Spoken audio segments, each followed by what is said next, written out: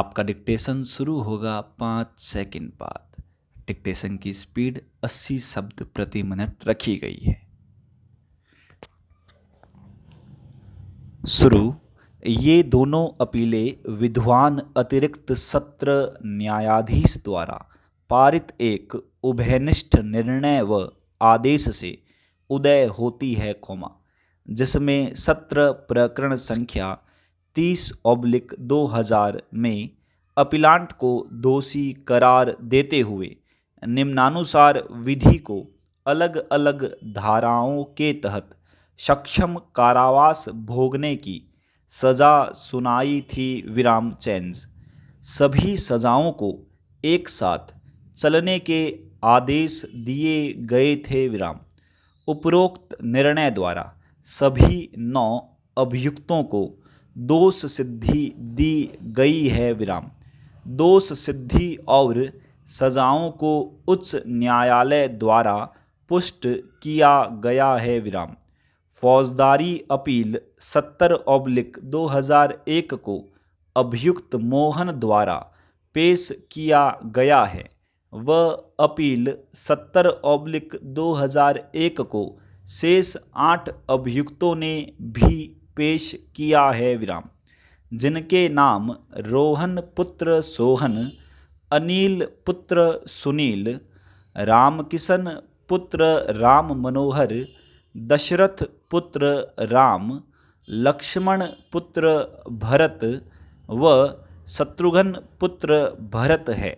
Change परिवादी पक्षकार मृतक राम मनोहर के नज़दीकी रिश्तेदार हैं। अभियुक्तगण भी आपस में रिश्तेदार हैं। अभियुक्त 2 व 6 अभियुक्त 1 मोहन के पुत्र हैं, अभियुक्त 3 और 7 अभियुक्त 1 के भाई हैं, अभियुक्त 4 व 10 आपस में भाई है। अभियुक्त 5 अभियुक्त 4 का पुत्र है, अभियुक्त 8 व 9 दोनों किसी से कोई नाता नहीं रखते हैं।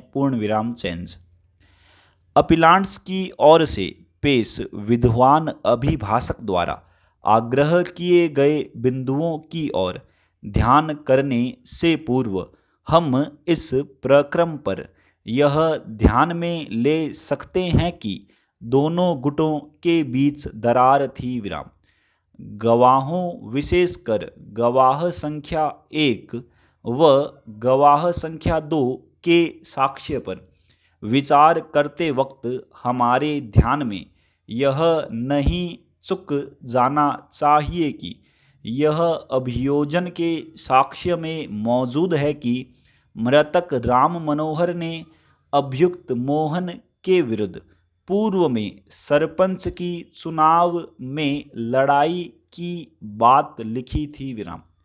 अभियोजन के साक्ष्य में यह भी है कि घटना घटने की तारीख के ठीक अगले दिन पंचायत चुनाव होने थे। सरपंच के पद के लिए लड़ाई राज सिंह व किसी सोहन नाम के व्यक्ति के मध्य थी। परिवादी पक्ष राज सिंह के समर्थन में थी और सोहन के समर्थन में नहीं थे। रिकॉर्ड पर उपलब्ध साक्ष्य में यह भी है कि परिवादी और अभियुक्त गुट के मध्य फौजदारी और दीवानी मामले अवलंबित थे। अतः परिवादी और अभियुक्त गुटों के मध्य घटना की तारीख से पूर्व में ही बहुत बड़ी दरार आई हुई थी।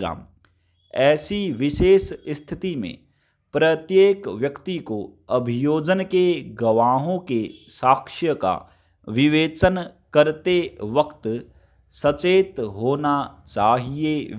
चेंज अभियोजन प्रकरण जैसा कि प्रथम सूचना रिपोर्ट से प्रकट होता है, बादशाहपुर पुलिस थाने से वायरलेस के माध्यम से किसी गांव में एक झगड़ा हुआ था और घायलों को अस्पताल में भर्ती किया गया था, सूचना मिलने पर कार्यवाही अमल में लाई गई थी विराम। तथाकथित सूचना के आधार पर सहायक उप निरीक्षक ने फर्द बयान लेखन किए विराम। परिवादी पक्ष के बयान अभिलेखन करने के बाद प्रथम दृष्टया मामला बनना पाया गया और भारतीय दंड संहिता की धारा 148, 302, 307, 427 सपठित धारा 149 के तहत प्रकरण पंजीकृत हुआ था विराम। गवाह 2 परिवादी मोहन सिंह ने प्रथम सूचना रिपोर्ट दर्ज करवाई कि तारीख 18/10/2000 की शाम करीबन 9 बजे उसकी पत्नी, पिता व भाई अपने घर में मौजूद थे। उसी दौरान अभियुक्त गण घर का दरवाज़ा तोड़कर अंदर जाकर उनकी हत्या करने का व उन्हें लूटने का प्रयास किया। पूर्ण विराम।